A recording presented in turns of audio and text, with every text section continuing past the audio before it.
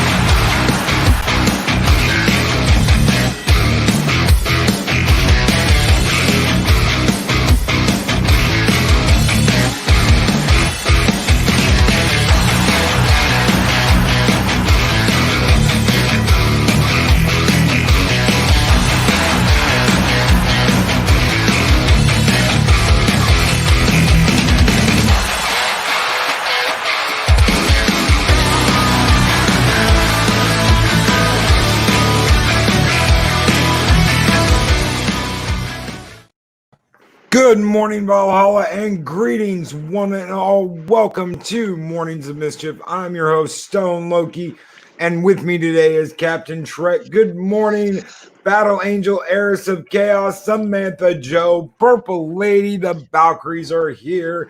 Chris Persia, the Wrench of Wrenches, is in chat. Good morning, Chris Persia. Mark, the infinitely tired, folks. He is always so tired. Project Storytime. Good morning, guys. Josh and Rebecca Momini are actually Project Storytime. Isn't that interesting? Keely Chow, Roll Tide, Keely, DD Myers. Good morning. Good morning, Gail Sure, and happy birthday. Big happy birthday to Gail. Happy birthday, Gail. Thank you so much for being here this morning. Jeff Franklin, good morning. Mr. Hyde's podcast is here. Good morning, Purple Valkyrie. Did I really say the old one? I'm so sorry. I'm so sorry. My mind hasn't completely engaged yet this morning. Oh man, Cobalt and Pudgy. Hello, Pudgy. How are you doing? How are you doing, Pudgy? So good to see you. You just nibble on some wafers and enjoy the show. Speaker for the Dead, how are you doing, brother?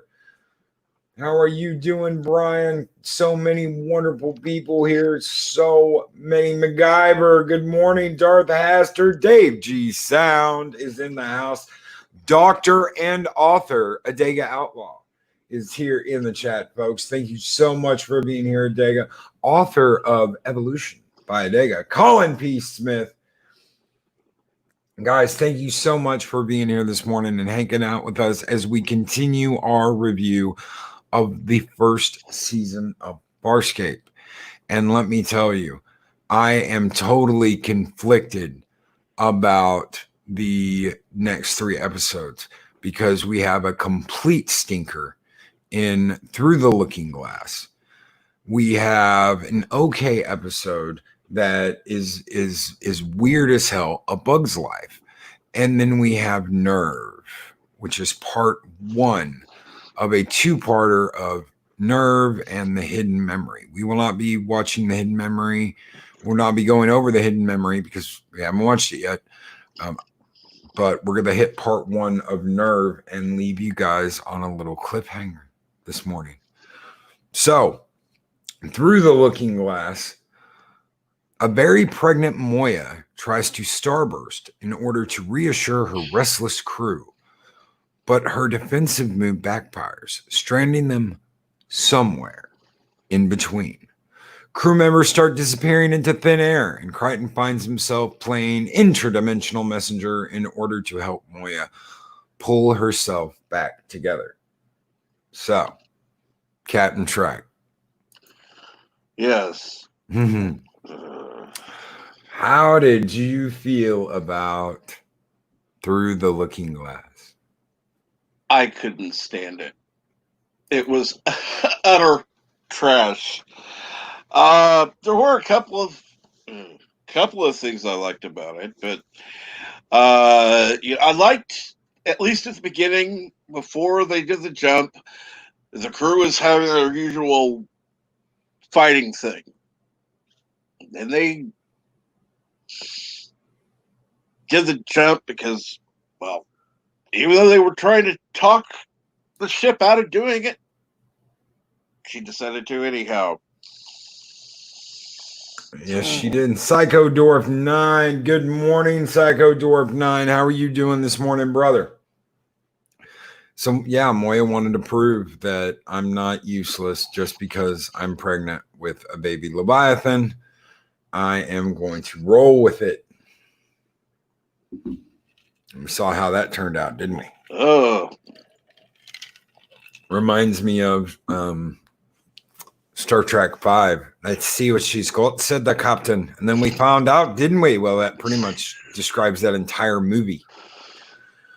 Let's see what Star Trek's got for its 5th movie. And then we found out, didn't we? Yeah, PsycoDwarf 9, dear God, a hormonal ship. Yes. Yes. Well, I could say this much. Looking back, now that we've seen New Trek, I now have a new appreciation for Star Trek 5. Yeah. Oh, I completely agree with that statement. I completely agree with that statement. New Trek and Picard is so bad that it makes Through the Looking Glass on Farscape look like a completely wonderful, well thought out episode. And it's funny. Thought out, possibly, but it's still not good. And Jeff Franklin, Star Trek 5 was just Kirk's dream. Loki's Warnings of Mischief.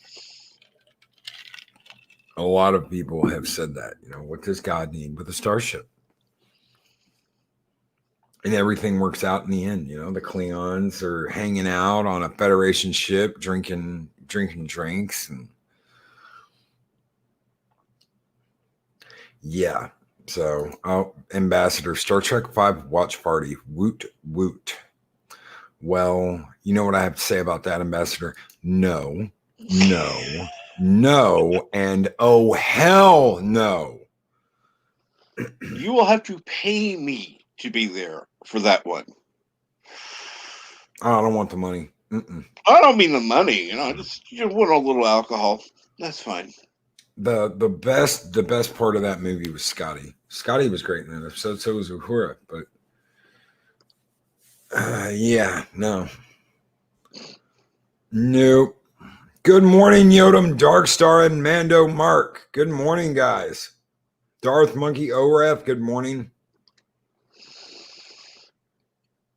And yeah, I'm Colin P. Smith. We're going to cover that. We will be covering that here at Mornings of Mischief. Apparently, season 2 of Puke Hard will be all about what's happening now. You see what's happening now is happening now. What happened then? We passed it. When? Just now. We're at now. When will then be now? Soon. It's a meme of itself now. That's all it is a meme of Star Trek.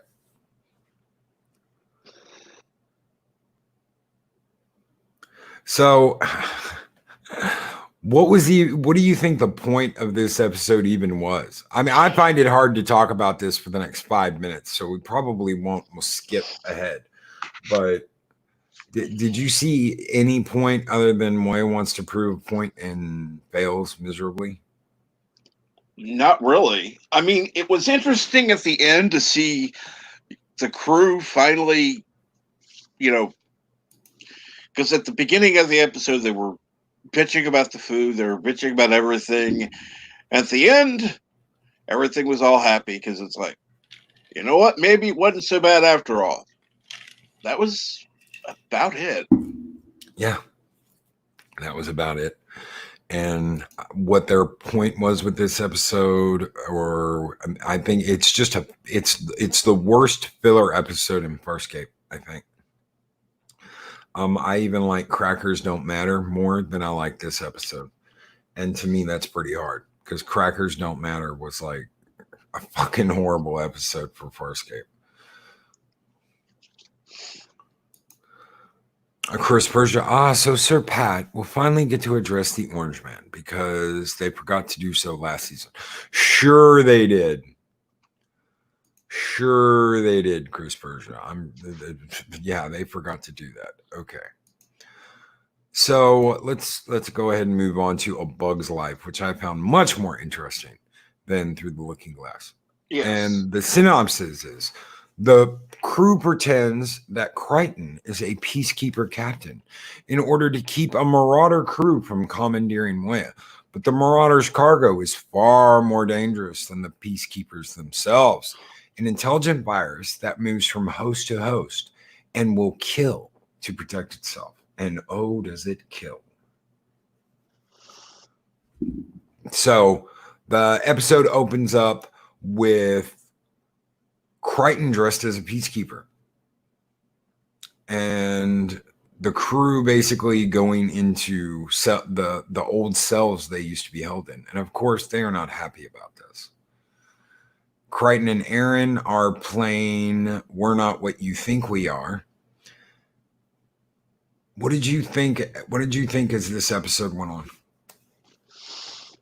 Well, let's see here. Crichton, it's like, all I have to do is fake a British accent. I can be a peacekeeper. I mean, that was basically it. Yes. We will pretend to be peacekeepers. Yes. Never. We. This is my ship. Remember that. This is my command. I liked how everybody called him Captain. Yeah, Captain. Everyone called him Captain. And, Erin's not happy about this, obviously, because she doesn't think Crichton can pull it off. The crew's not happy about this because, Dargo wants to kill him. Zam wants to run. Rigel's like, you'll never keep me behind bars again. And, of course, Gianna is doing, the Gianna thing. Gianna is off doing whatever Gianna does. I still don't know what to make of her. She is a rebel. As much as any of the other ones are, she's a rebel. John hasn't quite hit his stride yet as far as that goes, but he will. How do you tell me what you thought of Crichton going peacekeeper? I kind of liked it because it sounded interesting. Yeah, they happened to keep a peacekeeper outfit that happened to fit him. Mm-hmm. And he pulled off the role very well. He did. And you'll find out more as the show goes on what the peacekeepers were doing on Moya. In fact, you'll find out kind of soon.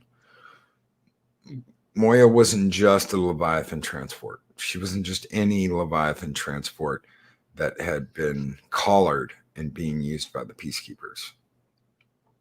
There is a point. Hello, Rennie A, and good morning. How are you doing, Rennie? So the Peacekeeper Commandos give Crichton and crew coordinates that they are to go to immediately. And the reason why they need to haul ass and get there is because they are transporting a virus, an intelligent virus that will jump from person to person. It cannot jump back into anyone it's always been in. And this happens with a kiss. Or am I wrong? Am I wrong about that? It's happened with a kiss? One time. Yes. I still don't know how it went to the one chick, the first one. because it's like, wait a minute, huh? I think it's because she touched it. Physical contact. I'm pretty sure that's what it was physical contact. I remember the kiss. And I think it's when she kissed Crichton. I'm sure. Anyway, yeah. The whole point of this virus is that once it gets into you, if it's able to stay inside of you long enough, then it will have a shitload of babies. And once it starts having babies, this thing spreads like nobody's business. It can take out a planet in a matter of days. Planet full of people just takes a couple of days. Everybody's dead. And there's a whole shitload more of them. So they have to figure out who's it in. They, with the help of Zan, they are able to figure out that where it's been, and as long as they can keep track of who it's been into, this episode kind of reminds me a lot of The Thing. John Carpenter's The Thing. I don't know if you've ever seen that or not, Cap. It's been ages, but yeah, I've seen it. And trying to figure out who's the bad guy, who's not the bad guy, and where this virus has been. So the Peacekeepers are obviously completely flipping out. They have to drop the ruse that Dargo and the rest of them are locked up. They've got to work with the crew. And Aaron seems to have a thing for the leader of this commando squad. I don't know if you caught that or not. Oh, yeah. And he even says that she's pretty good at dealing with issues, and why doesn't she just come along after her tour's over, join his forces, join his commando team? And again, we are introduced with the fact that Erin will never be able to go back and be a peacekeeper. She wants to. You can tell. Oh, yeah. You can tell she misses it, and she wants that unity that was in the Peacekeepers that was taken away from her by Crace. Crace ripped that away from her. Do you think she is going to get justice for that?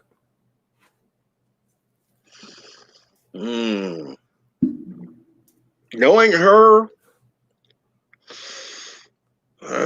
yeah, eventually.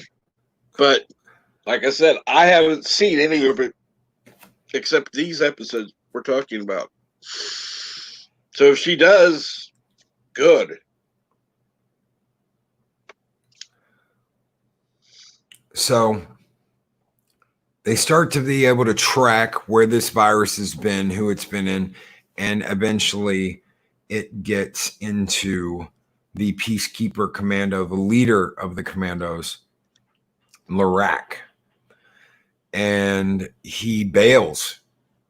He takes a hostage.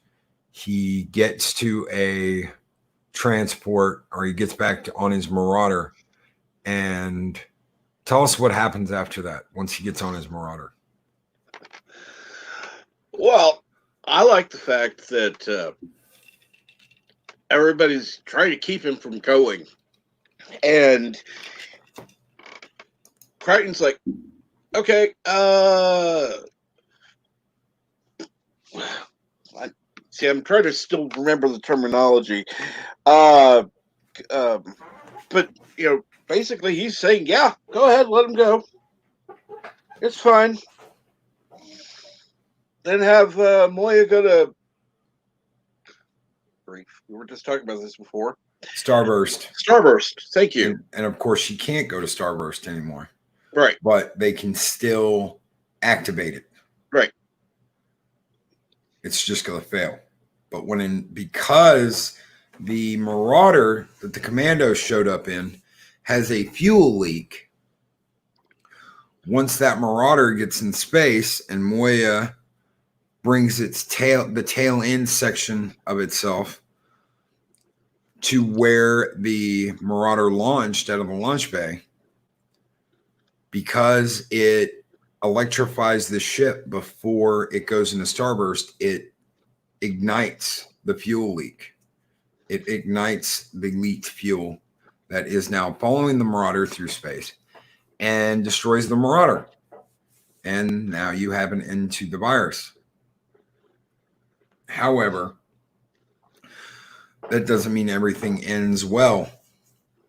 The crew is shaken.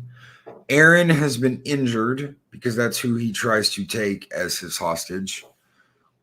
Aaron has been injured, and they leave you wondering what's going to happen next. Now, the last episode we're going to talk about this morning, before we get into a couple of other things, some announcements for everybody, is Nerve, Part 1. And this is one of my favorite episodes of all time. I don't know how Captain Trek feels about it yet, but the synopsis for this episode is Aaron's muscles have healed from a recent stab wound. This is the stab wound that Lorak gave her at the end of A Bug's Life. But her peripheral nerve hasn't and won't without a tissue graft. To save her, Crichton again dons his Peacekeeper disguise and attempts to infiltrate a Peacekeeper Gamut base with Chiana in tow. Along the way, an old friend appears, but so does a new enemy with a not-so-comfy chair. And John finds getting out of the base a lot harder than getting in. Of course, for everyone that knows Farscape, this is the introduction of, to me, one of the greatest villains of all time. This episode will echo throughout the entire series because of this. The actor's name is Wayne Pegram, and the character's name is Scorpius. And the first time you see Scorpius, there is this menacing growl, and it's almost like as he's standing there looking out over the bar, there's this menacing growl. And Project Storytime, not the not so comfy chair. Yeah. Fetch the comfy chair. Fetch the comfy chair. Take me to the comfy chair. Oh, yeah. And you start to see a side of Crichton that you haven't seen before. It's just a little peek of what's to come. Purple Valkyrie, a fantastic villain. So Crichton realizes that there's something wrong with Aaron. Aaron starts coughing up blood.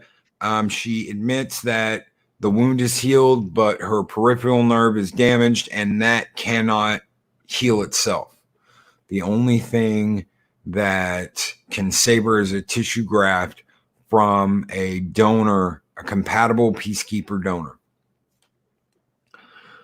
Crichton realizes that the Marauder with Lorak leading the commando squad in the last episode was headed to a secret base, a secret Peacekeeper base,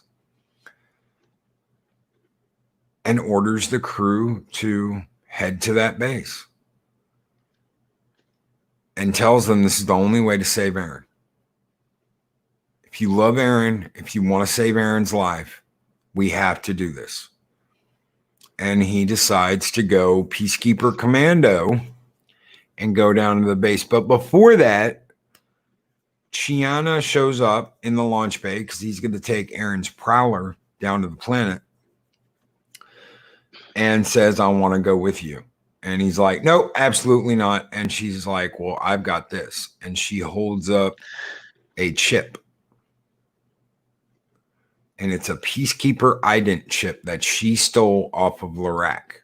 And if you go back and you watch A Bug's Life, yeah, you actually see her jump on the rack, and you see a little clip of her grabbing something off of him. Mm-hmm. And that's his ident chip. She steals his ident chip. So they did cover that in A Bug's Life. You got to go back and catch it when Gianna jumps on him at the end. She steals his ident chip. That's not something they pulled out of their ass after the fact. This is almost a 3-parter, even though they don't call it that. If you go back to the old episodic format of TV, you wouldn't have called it a 3-parter, but because it connects the way it does, it really is a 3-parter. Going from A Bug's Life to A Nerve was, in my opinion, it was great. It was brilliant. It all connected together. And that's what I wanted to see. I wanted to see more shows at the time that connected a story together instead of every week a completely different story. I wanted to see things connect and go back and make sense and connect to old seasons and continuations of stories. This series is very much that. It's very much a larger picture with a lot of different puzzle pieces that were their own contained episode, but eventually connect into the future. Which is why I said, even though the first season is a slog to get through, it's important because you're going to see a lot of things happen later that all connect back to the first season. And eventually in the third and fourth season, things that connect all the way back to first, second, third. You will have echoes from this first season spreading out throughout the entirety of the series. And in my opinion, it made it better. I don't know how you feel yet, but in my opinion, it made it better. So they get down to the planet. What happens when they get down to the planet? Oh, man. Oh, God. Please, you tell them, because I still need to rewatch that episode. This is one I really had a hard time with. So it was one I'm going to have to watch it again after this, because right now I'm going, what? Because the whole thing didn't quite make sense to me. The first season, a lot of the first season is like that. A lot of this first season is like that. There are mentions of what they are doing on this base. There's little Easter eggs throughout the episode. Things that I didn't even catch. Things that I didn't even catch until I rewatched it the other night. And I've seen this episode a dozen times. And I'm like, oh, that's why they made it. That's why they did it there on this planet at this base, because of the metal. Oh, that's right. The metal the planet they are on is an old mining planet. And if anyone knows what's going to happen, anyone out there knows what's going to happen in the future, you know what Scorpius does later. I wondered why. Why would they do this in just this mining base out in the middle of nowhere? Why not make a space station? Why not make this? Why not do it off of a peacekeeper carrier? Why are they doing it here? And they explain it. And I never even caught it. So Crichton and Pip get down to the planet. They bluff their way past security, and that includes using the Peacekeeper ident chip, Lorax ident chip. And they go in, they're hanging out in this bar with the head of the base and his second in command, his XO, when in walks the evilest looking son of a bitch I'd ever seen on a TV show. Guy's got pointed teeth. Guy's dressed all in black. This is a Darth Vader looking motherfucker. Oh, yeah. And this very, very confident peacekeeper commander is suddenly very nervous. He was all up on getting him some Gianna, and suddenly he is very worried and says, "You will have to excuse me." to Crichton. And like I said, Scorpius is standing there, and you hear this menacing growl, and it's all in undertones. It's all part of the ambiance music. So Crichton and Gianna decide they're going to go to their quarters and talk privately. Mm-hmm. But he's got to now get past a DNA scanner. Did you quite get what they were doing there either? No, I didn't. I figured it was something like that, but it wasn't. Yeah. Like I said, when this is over, I'm going to rewatch that episode again.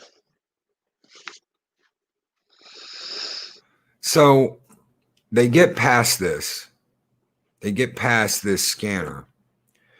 And we have got a visitor from a previous episode. PK Tech Girl. And this is the PK Tech Girl. This is Peacekeeper Tech Girl that was a guest in a previous episode called PK Tech Girl. Mm-hmm. Peacekeeper Tech Girl. And she is the one who got Crichton past the biological scanner to prove who he was. I believe they called it Security Station Belka or some shit like that. That they had to scan him and scan his DNA to prove he was who he says he was. Right. And marvelously, he passes. Yeah, that was a shock. And then he hears Crichton. And he's like, what the hell? He turns and he sees someone moving in the shadows. He goes over there, enters this room, draws his Peacekeeper pistol, and it's the PK Tech Girl. And she explains to him, she asks him what the hell he's doing there, and explains to them that she is the one who got them past security. She reprogrammed the station, the computer really quick to pass him as a Peacekeeper and prove that, yes, he is Lorak. He explains to her that Aaron is very ill and dying and needs a tissue graft from a compatible donor. She agrees to help. And eventually comes back to Crichton with a device that will enable Aaron to regrow her peripheral nerve. And explains to him we don't have to do a tissue graft anymore. It's a synthetic healing thing now. So you just, and boom, you're good to go. Wow. Yeah, that was definitely okay. So Crichton is going to take it and get off the ship. Yeah. On his way to his prowler, however, he runs into Scorpius. And Scorpius immediately knows he is not a Peacekeeper. Did you wonder about that? Yeah, I did. What? Did you go, this is stupid? He just knows? Yeah. Yeah, exactly. And you notice that Scorpius doesn't look like a Peacekeeper. Right. Not at all. Not at all. And Peacekeepers don't like aliens, right? Right. So how the hell is this guy in charge of this entire base? But he knows immediately Crichton is not a Peacekeeper and so sees him and they fight, but he's able to throw the device that PK Tech Girl gave him into a little cubby hole without them seeing it as they're beating the shit out of him. And he gets taken prisoner. The reason why Scorpius knows, the reason why Scorpius could tell, and I'll go ahead and tell you this now, and anybody else out there going, yeah, how did he know? Scorpius sees in heat patterns. Ah, okay. And they haven't shown this yet. This is something you will see later. This is something you will see later. Scorpius sees in heat patterns. So when he's looking at someone, he sees the heat emanating off their body. There is a subtle difference in the way a human body from Earth functions and the way a peacekeeper body functions. And so is their heat pattern. So as soon as he saw Crichton, clearly he was able to tell not a peacekeeper because the patterns are different. So he'd be different than every other peacekeeper. Scorpius ends up taking him to the Aurora chair. Now, the Aurora chair is able to delve through your memories. It's a very painful experience, but they can pull a memory out and watch it on a screen. And they start to do this. They start to go through this. And Crichton is an extraordinary amount of pain every time they go to yank a memory out. I wouldn't want to experience that. No. No, not at all. Fetch the comfy chair. So, as they are doing this, as they are going through Crichton's mind, torturing him, they come across a memory. And guys, a couple of weeks ago, we watched an episode called A Human Reaction. And the synopsis for that episode is John can't pass up the chance to go home when a wormhole opens up near Moya, but he's less than pleased with the reception he gets back in Australia. And when Aaron, Dargo, and Rigel get pulled in after him with disastrous effects, he starts to question his own loyalties to Earth. He was not home. He never went home. He was being observed by an alien race. And at the end of that episode, he has a private conversation with the alien that was pretending to be his father. And that alien explains that we were curious about your planet. We're looking for a new home. We were curious about your planet. We don't think we'll be well received there. Thank you very much. And that's pretty much the end of the episode. What they did not show you, what they recorded in that episode that they did not show you was that these aliens know about wormholes. They know how Crichton got to where he is. They knew that opening a wormhole and giving the appearance of Earth behind it would tempt Crichton into going into it. That's how they brought him to this little simulation they have. So as Scorpius is torturing John, a memory that was hidden in Crichton's mind reveals itself and shows that alien, Jack, the alien that looked just like his dad, telling him that he knows what's happened to Crichton. He sympathizes with him, and that he is placing all the information they have about wormholes into his subconscious mind. He tells him specifically, you cannot access these memories, but it will eventually lead you to a way to open a wormhole. You will not remember this part of our conversation, he says. And Crichton sees this on the screen for the very first time. And then it dawns on Crichton why he's there, why Scorpius is there, and why all of this is happening. He calls Scorpius out on his shit. You're trying to create a wormhole. Ah. The Gamma base that Scorpius is at was on a mining planet, and there is a specific metal there that peacekeepers use when they build their command carriers. Yeah. That would be why. And Eastland Burkholder. Wormhole technology is very valuable to whoever can get it first and therefore play gatekeeper for that technology.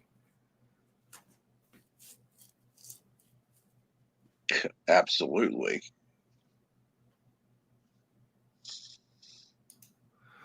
Chris Berger, it makes sense that Scorpius can see the different heat signature for Crichton. If you recall back to episode 3, Aaron said Sebaceans are vulnerable to heat and can suffer the living death. Oh, that's yes. Yes. Yes, they deal with heat differently. But they are very much alike, aren't they? Yes. Very, very much alike. Very subtle differences underneath, but very, very much alike. It's almost as if Sebaceans and humans are related somehow. Maybe one day we will find out if they are or if they are not. But I would say having two different species, one on one side of the galaxy, one on the other side of the galaxy, that look exactly alike is one hell of a coincidence, isn't it? Oh, yeah. Yeah. Maybe one day we will know. Maybe we won't. Who knows? So Crichton is now being tortured by Scorpius in the chair, the comfy chair. Beware of the chair. Danger, Will Robinson. Danger. Beware of the chair. And they want to know more. And then they see a clip of Crichton talking with Crace. And Scorpius wants to know who that is. And Commander Jabio, the head of the base, says that's Bylar Crace.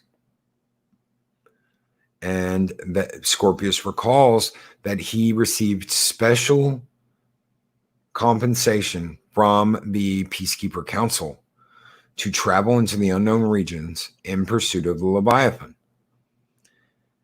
And tells Commander Jabio, send a message out on all frequencies to Captain Crace that we have his prey. And if he wants him, to come and get him. Which Crace does. He comes and he wants Crichton now. But guess what? Scorpius is his superior. No one can tell Scorpius what to do in his own gamma base.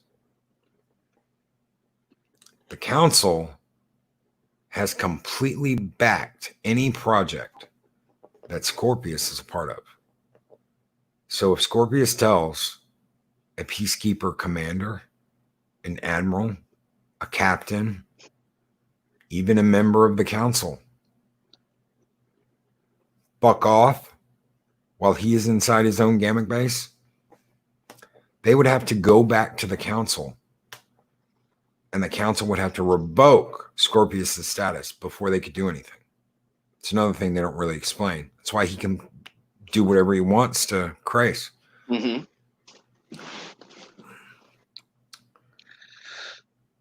Meanwhile, back on Moya, Aaron has been hooked up to Moya's filtration system because she is dying and they do not have what she needs to keep living because, of course, Crichton got captured. Right. Chiana and P-Tech Girl have started a plan to get Aaron the medicine she needs, the fix-it shot. All while Crichton is going through being tortured by Scorpius. And Scorpius is enjoying this along with Peacekeeper Barbie. I don't know if you noticed her. The lovely Peacekeeper Barbie. Oh, yes. With the long holographic red hair. Mm-hmm. So Chiana is able to get off the base and get to the Prowler, get to Aaron's Prowler, get off the base with the medicine, and she fries Commander Darvio before she leaves. PK Tech Girl is now completely dedicated to getting Crichton freed and Aaron the medicine she needs to save her life. Mr. Hyde's podcast, I really need to start doing rewatches of this show. It's been a while. I got it on Blu-ray, dude, and it was not expensive. I got the entire series and the Peacekeeper Wars on Blu-ray, and I believe I paid $49.99 on Amazon for the entire series. And I want to tell you something. When I got it on DVD, I did not get the Peacekeeper Wars movie. I got the DVD box set, and it was $160. Ouch.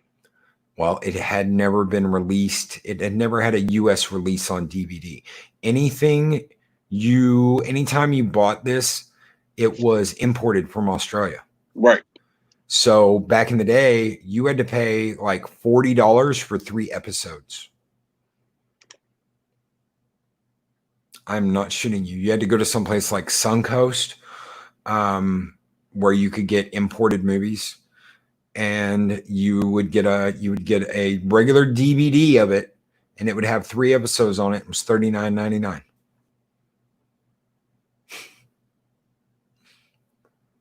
And that's how they released the show. Wow. So when it came out in one big box set on DVD, I grabbed it. I grabbed it immediately. Because no matter what way you looked at it, it was cheaper than buying it like that. When they came out with it on Blu-ray, I immediately ordered it because it was such a good deal. I absolutely wanted it on Blu-ray. The episodes after season 1 are in 16:9, which looks absolutely beautiful on a 4K HD TV. Anyway, back to the show before we get out of here. Crichton is going to continue to be tortured. Aaron has been saved. Gianna is back on the ship. Crichton is still on the Gamma base being tortured by Scorpius, and his only friend on that base is PK Tech Girl. Mm-hmm. And you have to wonder, with Crichton being tortured, they end it that way. They end it with Crichton screaming as they are pulling more and more memories out of his mind. What is going to happen? Yeah. How is this going to play out? Will he ever be the same? No. I'm going to tell you that right now. Crichton will never be the same after this.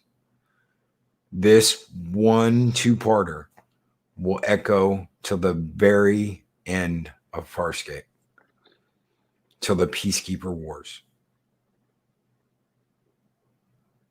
This is the beginning of this show.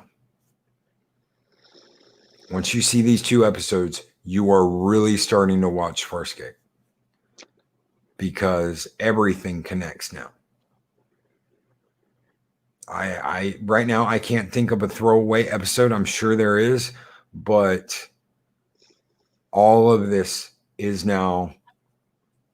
Crichton is the most wanted person in the galaxy. Right. And if Scorpius knows that, then the Peacekeepers know that. Oh, yeah.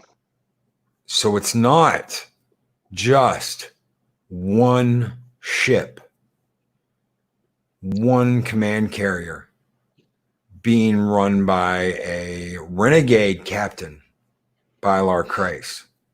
It is now the entire Peacekeeper military. No. After one man.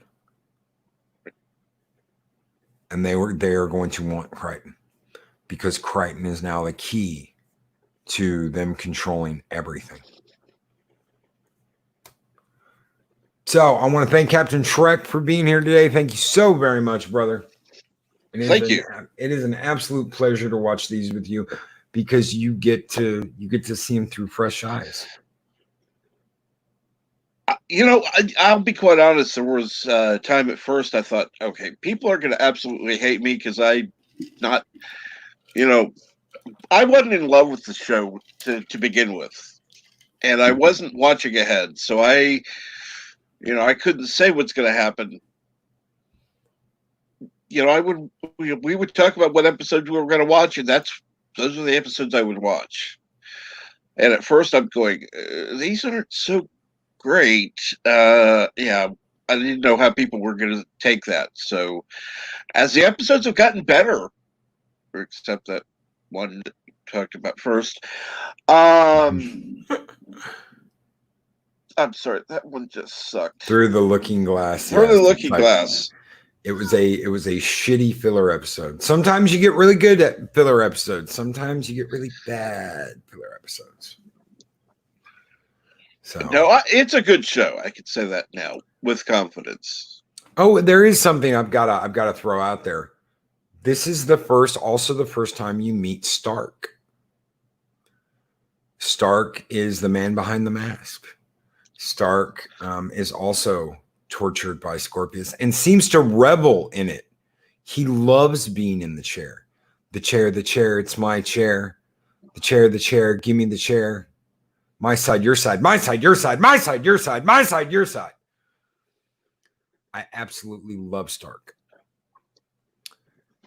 The actor is an absolutely awesome actor for how absolutely insane he was on this show. Because he's hot, he's cold, he's crazy, he's not, he's sad, he's happy. Every possible emotion a human being can have, Stark showed us in this show. From pain to happy to sad to remorseful to looking death in the face. I cannot wait. You were in my chair. Yes, Chris Persia. You were in my chair, weren't you? The chair. Give me the chair. What's black and white and black and white and black and white and black and white?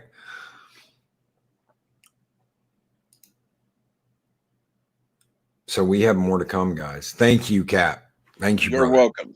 And thank you, everyone out there who's been watching this with us and keeping up with us. The next episodes, we have 3 left in season 1. The Hidden Memory, which is the episode directly after Nerve, the second part of this 2-parter. Bone to be Wild and Family Ties. And I want to tell you something. Family Ties proves that you can have a wonderfully awesome episode where nothing goes right. Everything in that episode goes wrong. None of it turns out the way you think it will. And it's a wonderful episode and a wonderful, evil way to end a season. A wonderfully evil way to end a season. So before we get off here, is there anything you want to talk about real quick? Anything you want to throw out there? Any projects you're working on that people may be interested in? Well, there is a project that I'm working on. I'd rather not go much into it, but I will say I'm working with Speaker of the Dead, and he and I will be doing a certain show, but I'm not going to say. Oh no, you don't have to say, but dude, Speaker's great. Brian, Speaker of the Dead, absolutely awesome person. Great people to work with.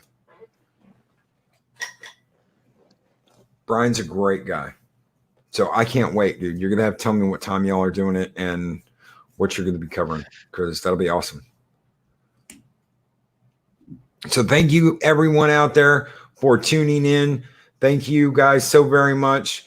I will be back on tonight for 7 Kinds of Mischief with Adega Outlaw, and we are going to be talking about the revolution. We are going to be talking about America's fight for independence. Can't wait to see you guys there. Everyone have a wonderful day. And until then, guys, stay cool.